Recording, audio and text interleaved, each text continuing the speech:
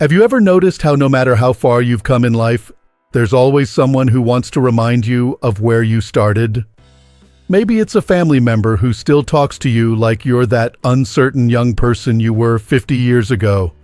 Maybe it's an old friend who never fails to mention the time you messed up, even though it happened decades ago. Or maybe it's someone who just can't seem to let go of something you did or didn't do way back when. You've grown, you've healed, you've changed, but to them, you're still the same person you used to be. And let's be honest, that can hurt. It's frustrating when people don't acknowledge your progress. It's painful when they seem stuck in the past while you're doing your best to move forward. And it can make you second-guess everything you've worked so hard to rebuild. But here's the truth. When people keep bringing up your past, it often says more about them than it does about you. So today, we're going to talk about why this happens, not just once, but over and over. And most importantly, how you can handle it without letting it drag you down. Let's begin with something that might surprise you. A lot of the time, when someone keeps bringing up your past, it's not about holding you accountable. It's about their own pain. People who haven't healed from their own wounds often have a hard time watching others heal. They see your growth, and instead of feeling happy for you, it reminds them of the work they haven't done for themselves. Take Margaret, for example. She's 68 now and living a peaceful life in North Carolina. But in her early 20s, Margaret struggled. She was in and out of toxic relationships, made decisions she later regretted, and spent years trying to find her footing. And she did. Through faith, therapy, and a whole lot of inner work, Margaret turned her life around. But every time she ran into one particular childhood friend, it was the same story. Remember when you used to cry on my couch about that guy? Or, hard to believe you're so put together now, always said with a smile. But the message was clear. I still see you as the woman you were, not the woman you've become. For a while, Margaret took it personally. She wondered if maybe she hadn't really changed, or if those old stories still defined her. But the truth was simple. That friend hadn't healed. And Margaret's peace only made that clearer. When someone hasn't faced their own pain, they'll project it onto others. Your healing becomes a mirror, reflecting what they're still struggling to accept. And instead of looking inward, they reach for something easier, your past. They scratch the scar just to see if it still hurts. But you get to decide whether you let that scar bleed again or not.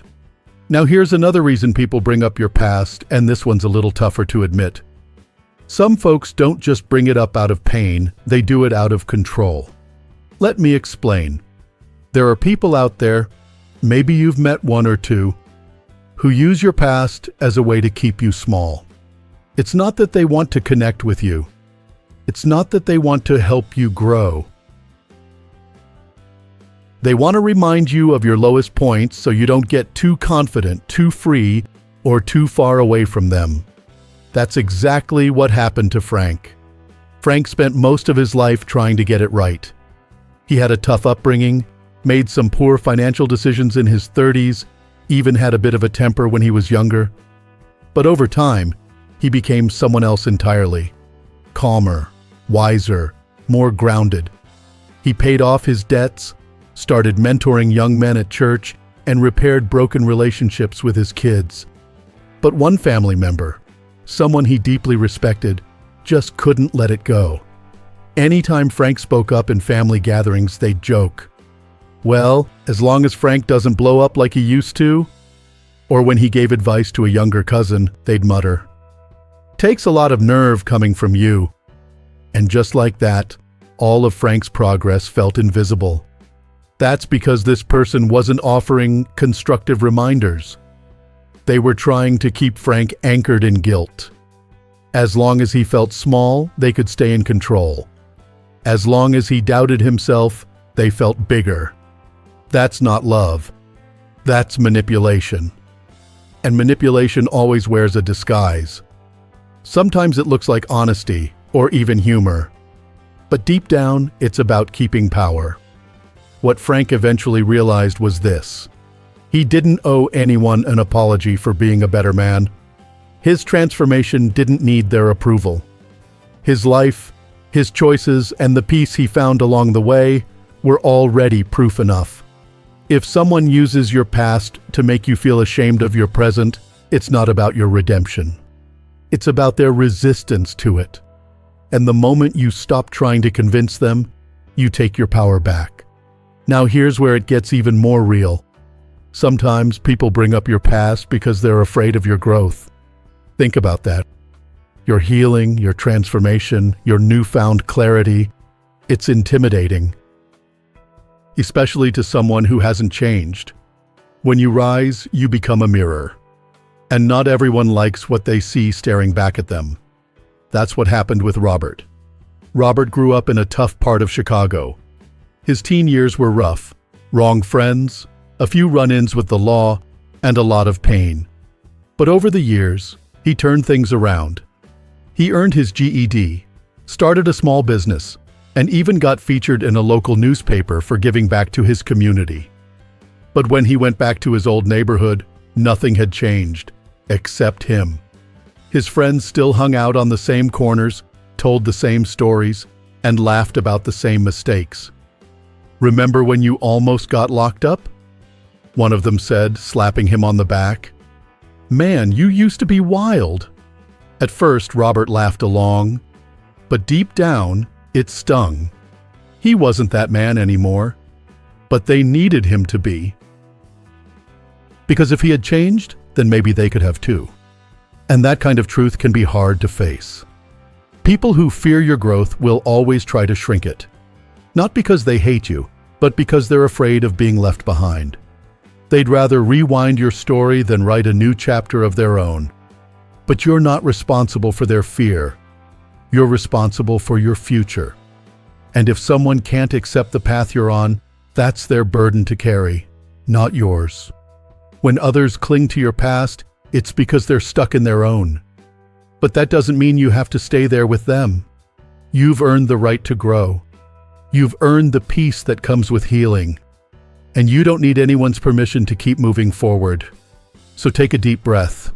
Remind yourself that you're not who you used to be. You've come a long way.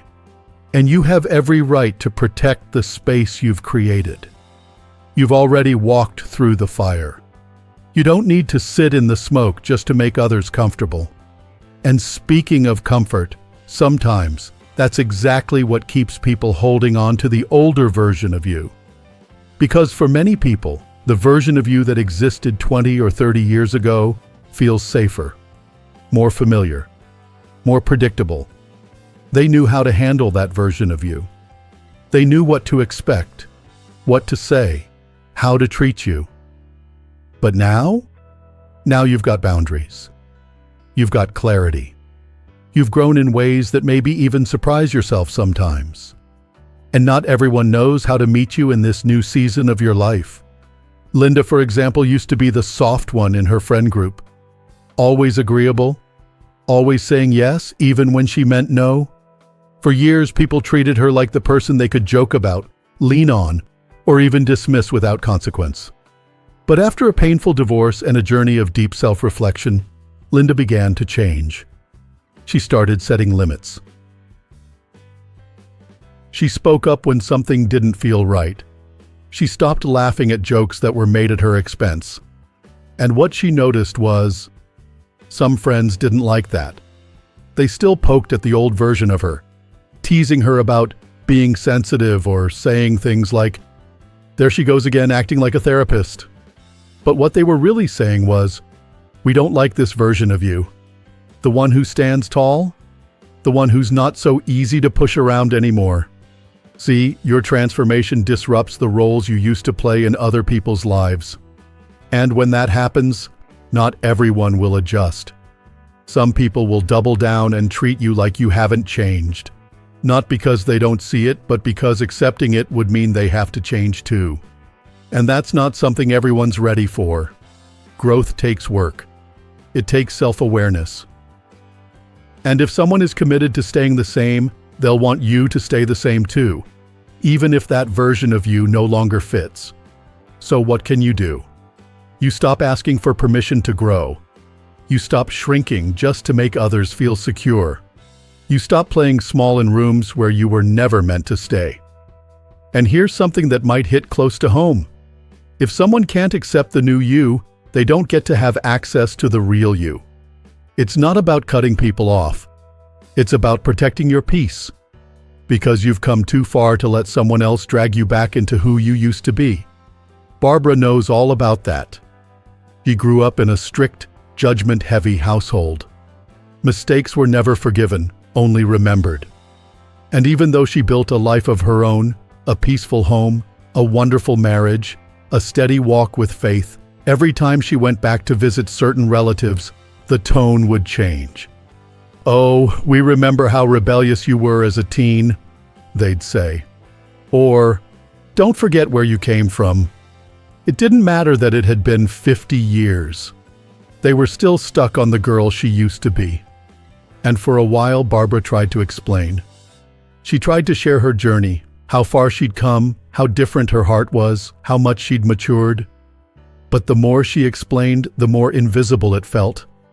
That's when she realized, some people don't want to see your progress. They're too invested in the old narrative. Because if they accept that you've changed, they'd have to rewrite their own stories. They'd have to acknowledge that maybe, just maybe, they were wrong about you, or about themselves. And that's a tough pill to swallow. So what did Barbara do? She stopped trying to convince them. She started setting clearer boundaries, limiting the time she spent with those who refused to respect her growth, and choosing to invest more in relationships that saw her for who she had become. She didn't owe anyone her pain just because they hadn't healed theirs. And neither do you. Now, let's talk about something that might be harder to recognize, but just as damaging. Sometimes people bring up your past not to connect with it, not even to judge it, but to keep you stuck in it. It's subtle. It's often disguised as care. But it works like a chain. Every time you try to move forward, take a risk, try something new, step into your voice, they pull on that chain. Are you sure you can handle that? Remember how that went last time? Don't get ahead of yourself. And just like that, the doubt creeps back in. That's what happened with Thomas. In his 50s, Thomas had gone through a rough patch. Lost a job, battled a few personal demons, and had to start over. But now, in his late 60s, he was thriving. Running a small woodworking business from his garage, volunteering at the community center, and finally feeling like himself again. But his older brother, someone he'd always looked up to, never let go of that old version. "You sure you want to take that on?" he'd say. After what happened before, always planting seeds of doubt. And for a long time, it worked. Thomas would hesitate, second guess, and sometimes even turn down opportunities just to avoid failure. Or worse, judgment. But then it hit him. He wasn't carrying his own guilt anymore. He was carrying someone else's idea of him. An old one. A faded one. And it was weighing him down. He decided it was time to let that go. Because guilt is only useful when it leads to growth. If it just keeps you stuck, it's no longer guilt, it's control. And it doesn't belong to you anymore. You've already learned from your past. You've already taken the lesson. You don't need to keep living in the penalty box just because someone else is uncomfortable with your freedom. Let go of what doesn't belong to you anymore, even if it's something someone else keeps trying to hand back to you. And now we come to something that often gets overlooked. But it's one of the most revealing signs that someone doesn't have your best interests at heart. They keep bringing up your past not because they care, not because they want healing, but because they're testing you. They want to see if you'll flinch, if you'll react, if you still carry guilt or shame. It's a way of poking at old wounds to see if they can still get a rise out of you. Richard learned that the hard way. In his younger years, Richard was hot-tempered, quick to react, say the wrong thing before thinking. But after years of self-reflection and counseling, he became one of the calmest, most grounded men you could meet. But an old friend, someone from the wilder days, would occasionally show up and drop little bombs. "Don't get too peaceful now," he'd say with a smirk. "Remember when you used to flip out over everything?" At first, Richard would laugh, then feel the sting later. He'd go home wondering if maybe he hadn't really changed, if maybe that version of him was still buried somewhere. Until one day he realized what was happening. This wasn't about reminiscing. It was about provoking. It was a test. And Richard did something powerful. He didn't react. He didn't defend himself. He didn't explain. He just smiled gently, changed the subject, and held on to his peace. Because that's what real power looks like, the ability to stay grounded when someone else tries to shake you. You don't need to prove anything to anyone. You don't need to explain your healing, your journey, or your transformation. The life you're living now is proof enough. The less you react, the less control they have. And when people realize they can't push those old buttons anymore, they stop trying. Some people just don't want to see you move on. They act like they're keeping things real or just telling it like it is, but what they're really doing is trying to keep you right where they left you, tied to a version of yourself you've outgrown a long time ago. And the most painful part? Sometimes it's not even strangers. Sometimes it's the people who've known you the longest, family, old friends, even a partner, who refuse to accept that you've changed. You can feel it when they talk to you like you're still the insecure version of yourself, like you're still trying to get it together, even when you've already found peace, purpose, and a new path forward. That's not just frustrating, it's disrespectful. Because here's the truth: if someone truly values you, they'll respect the journey you've been on. They'll see the effort, the healing, the way you've quietly picked yourself up after each fall and found the strength to keep going. Real love sees growth.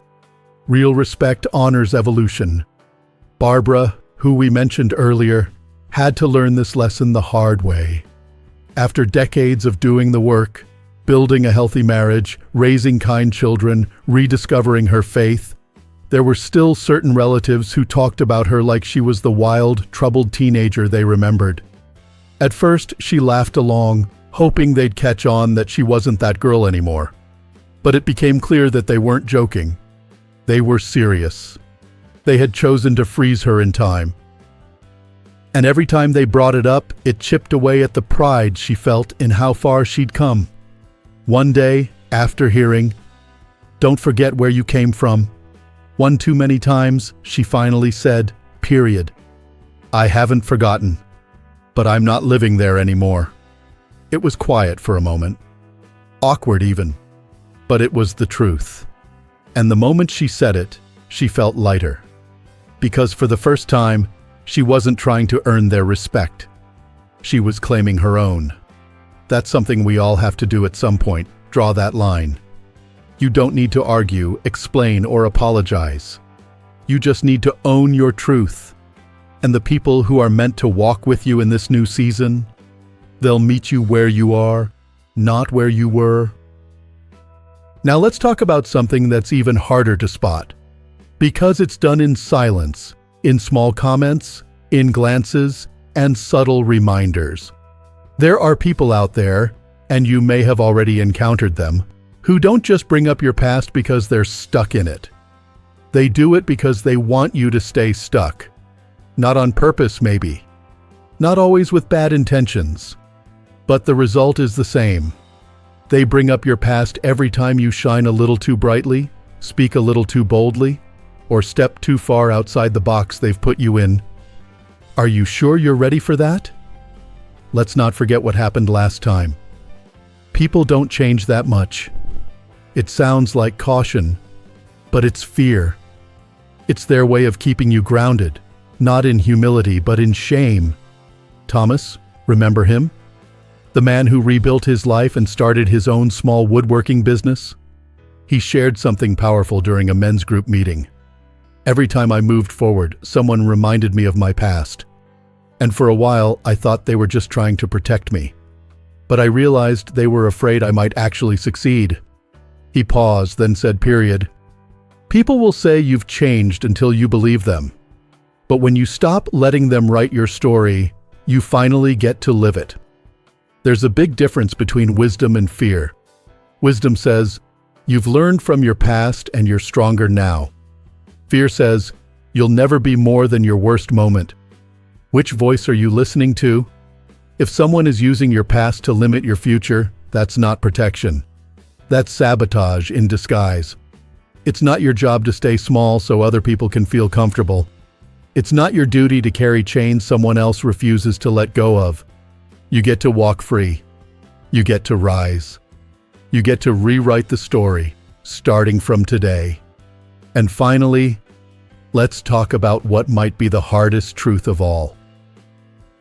Some people bring up your past because they're still trying to control your emotions. They know your pressure points. They remember the things that used to make you react, with anger, shame, tears, or silence.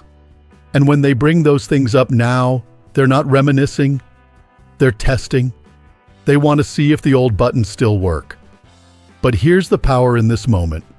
When you don't react, when you don't explain, when you just look them in the eye and stay calm, you take all that power back. Richard did just that. He was out to dinner with old friends when someone casually dropped, "Man, remember how you used to fly off the handle? I still get nervous when I see you with a steak knife." It got a laugh from the table. But Richard didn't laugh. He didn't defend himself either. He just smiled gently, folded his napkin, and changed the subject. He told me later, "That used to ruin my whole night." I'd go home, replay it over and over, wonder if maybe I really was that person. But now, I know who I am, and I don't need to prove it anymore. That's the power of healing. When you're no longer emotionally triggered by who you used to be, the past loses its grip. People can't use what no longer hurts you. And that's the greatest freedom of all. So wherever you are on your journey, whether you're just starting to shed the past or you've been walking in your healing for a while, I want you to know this. You're not defined by your mistakes. You're not held back by your worst chapter. And you're not obligated to carry the shame others keep handing you. You get to be new. You get to grow. You get to rise. And you don't need anyone's permission to do it. Let them say what they will. Let them bring up old stories. Let them linger in the past if they want to. Because that's where they'll stay. You've got a life to live now. One that's richer, fuller, and more meaningful than anything you left behind. And if someone can't celebrate that with you, they were never meant to be part of your future. You are not the same person you were 10, 20, or even 50 years ago. And that's something to be proud of. So here's to walking boldly in who you've become, to protecting your peace, and to never letting someone else's memory of you define the rest of your story. If this message spoke to you, I'd love to hear your thoughts in the comments. Maybe you've been through something similar. Maybe you're still working through it. Or maybe you just needed the reminder today that you've come a long, long way. If you found this video helpful, give it a like. It really helps others find this kind of content too. And don't forget to subscribe to Strong Elderly Life for more videos like this, where we talk about real life, real healing, and real wisdom for living fully at every stage of life. Here's to living your best life at any age. You deserve it. Thank you for being here. And remember, the past may explain you, but it never gets to define you.